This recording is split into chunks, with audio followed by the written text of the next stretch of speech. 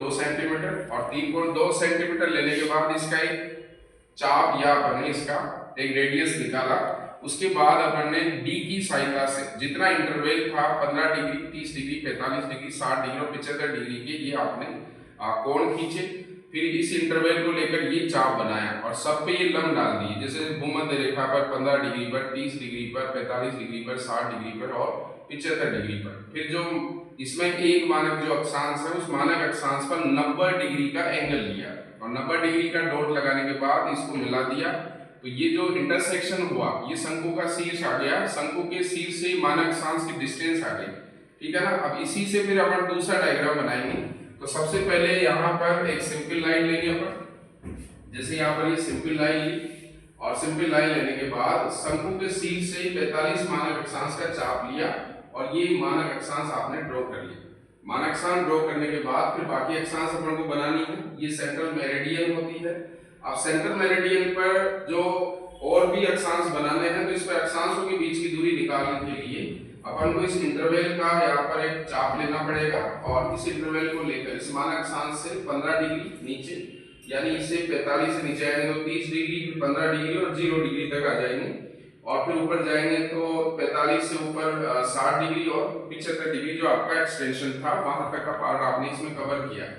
फिर उसके बाद इसको केंद्र मानते हुए सभी को क्या ले लेंगे, सभी अक्षांशों के चाप बना देंगे। तो जितने भी, इसका मतलब ये कह सकते हैं कि प्रधान यामांतर पर यानी सेंट्रल मेरिडियन पर सभी अक्षांशों की जो डिस्टेंस है वो इक्वल बराबर है। एक तो ये गुण अपन को पता चल गया, दूसरा ये पता चल गया कि जितने भी अक्षांश बनाए गए हैं उनका सेंटर एक ही है। इसका मतलब है ये कॉन्सेंट्रिक आर्क है सारे, यानी एक ही केंद्र से खींचे गए चाप है। फिर अब यहाँ वन स्टैंडर्ड से अलग हो जाएगा कि सभी जो अक्षांश रेखाएं हैं उन पर देशांतरों के बीच की दूरी अलग अलग बनेगी। वो यहाँ से जितने भी लंब है, जैसे भूमध्य रेखा का ये चाप लिया और भूमध्य रेखा पर 15 degree, 30 degree, 45 degree, 60 degree, 75 degree, 90 degree तक इधर लिया, 90 डिग्री तक उधर लेंगे। फिर 15 डिग्री का लंब लेंगे और 15 डिग्री अक्षांश पर ये इस तरह से इधर भी काटेंगे और इधर भी काटेंगे। फिर यहाँ से 45 डिग्री का लेंगे तो 45 में भी ऐसा करेंगे, ऐसे 60 पे भी करेंगे, ऐसे 75 भी करेंगे। वो डिस्टेंस यहाँ से अपन को लेनी है, जैसे उस डायग्राम में थोड़ा स्पष्ट दिख रहा है, आपके बुक्स में भी ये होगा। ये इस तरह से ये रहा, इसको थोड़ा डिस्टेंस दिखाया गया ना, ये लेते हुए वहां पर देशांतरों के बीच की डिस्टेंस निकालेंगे।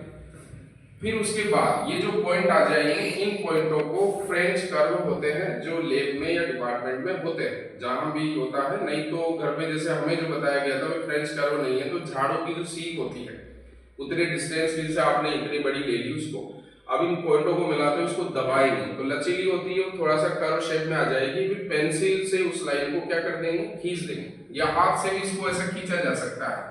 तो ये ऐसे आर्क बन जाएंगे, देशांतर रेखाएं बन जाएगी। तो यहाँ क्लियर हुआ कि देशांतर रेखाएं सीधी रेखाएं नहीं होती, जबकि इन दोनों में एक मानक और दो मानक में देशांतर रेखाएं क्या है, सीधी रेखाएं होती। इसमें सीधी रेखाएं नहीं होती, एक विशेषता यह आ गई। दूसरा, सेंट्रल मेरिडियन पर, यानी सेंट्रल मेरिडियन सीधी रेखा में होगा, लेकिन बाकी देशांतर रेखाएं यानी बाकी जो यामांतर है वो सब कैसी होगी, कर्व शेप में होगी। इसलिए इसमें शुद्ध जो होगा, शुद्धता का गुण, वो कहां पर होगा, सेंट्रल मेरिडियन पर यानी प्रधान यामांतर पर। लेकिन जैसे ही अपन ईस्ट और वेस्ट में जाएंगे अशुद्ध होता जाएगा, लेकिन सेंट्रल मेरिडियन से सभी अक्षांश जा रहे हैं, सभी अक्षांश क्या होंगे, शुद्ध होंगे। तो ये उन्हीं देशों के काम आएगा जो एक सेंट्रल मेरिडियन के पैरेलल ऐसी घटनाएं उत्तर से दक्षिण में या देशांतर के समानांतर हो, अक्षांश फैलाव ज्यादा रखती हो और देशांतर फैलाव कम रखती हो, उन देशों में, जैसे अर्जेंटीना, चिली की बाउंड्री बना सकते हैं, ऐसे देशों के काम आएगा।